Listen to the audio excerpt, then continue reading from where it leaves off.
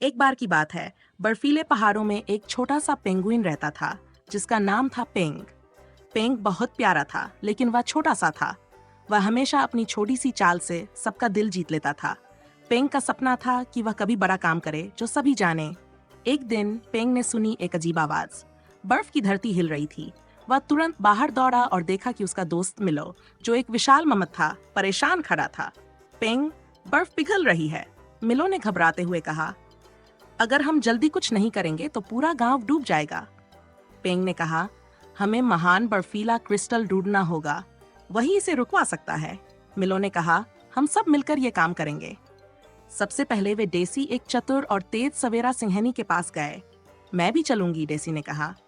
मैं बर्फीली गुफाओं के रास्ते जानती हूँ। फिर वे पिप, एक छोटा और फुर्तीला खरगोश, को ढूंढने गए। मैं भी आऊंगा, पिप ने खुशी से कहा और कूदते हुए उनके साथ चल पड़ा।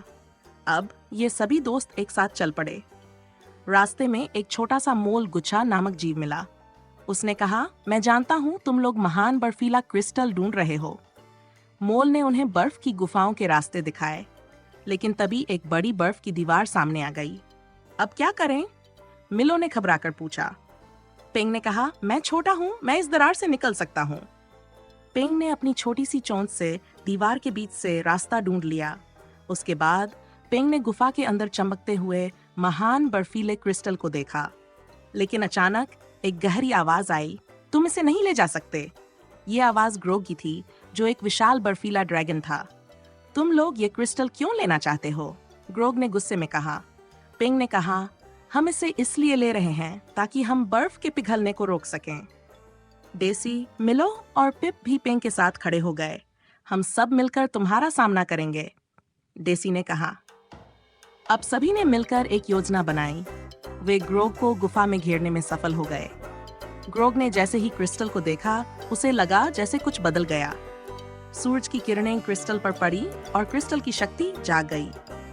पेंग और उसके दोस्तों ने देखा कि बर्फ का पिघलना रुक गया। ग्रोग ने अपनी गहरी आवाज में कहा, तुमने सही किया पेंग, मैं समझ गया। अब मैं समझता हूँ कि तुम्हारा उद्देश्य सही था।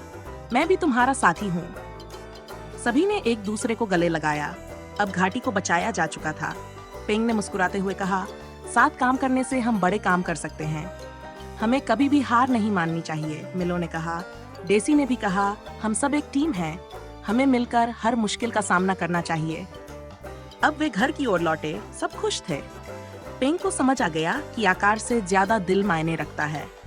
सभी जान गए थे कि पेंग छोटा था, लेकिन दिल से बड़ा था।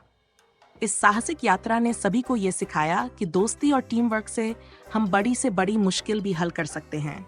ये तो शुरुआत है, अगली बार कौन सी चुनौती हमें मिलेगी? पिप ने उत्साहित होकर पूछा। सब हंसी खुशी रास्ते पर लौटे। वे जानते थे कि उनका सफर अब खत्म नहीं हुआ है। पेंग ने एक बार फिर कहा, हम जितना एक दूसरे की मदद करेंगे, उतना ही हम आगे बढ़ेंगे। और इस तरह उनका साहसिक सफर खत्म हुआ, लेकिन वे जानते थे कि बहुत सारे और अद्भुत मोड़ उनके रास्ते में आने वाले थे। अब हमारा काम खत्म हो गया, लेकिन कोई न कोई नया खतरा हमेशा मौजूद रहेगा, डेसी ने कहा। लेकिन पेंग का दिल अब और भी मजबूत हो चुका था। हमेशा याद रखना, पेंग ने कहा, जो दिल से बड़ा होता है वही असल में बड़ा होता है। और इस तरह पेंग और उसके दोस्तों ने अपने साहसिक सफर को पूरा किया। सभी अपने अपने घर लौट आए, लेकिन अब वे और भी मजबूत और समझदार थे। घाटी फिर से सुरक्षित हो गई और पेंग को अब ये समझ आ गया था कि उसे किसी चीज से डरने की जरूरत नहीं थी। हम सब एक टीम हैं, पेंग ने खुद से कहा। हम हर मुश्किल को पार कर सकते हैं। अब वे खुश थे, क्योंकि उन्होंने एक दूसरे की मदद से दुनिया को सुरक्षित किया।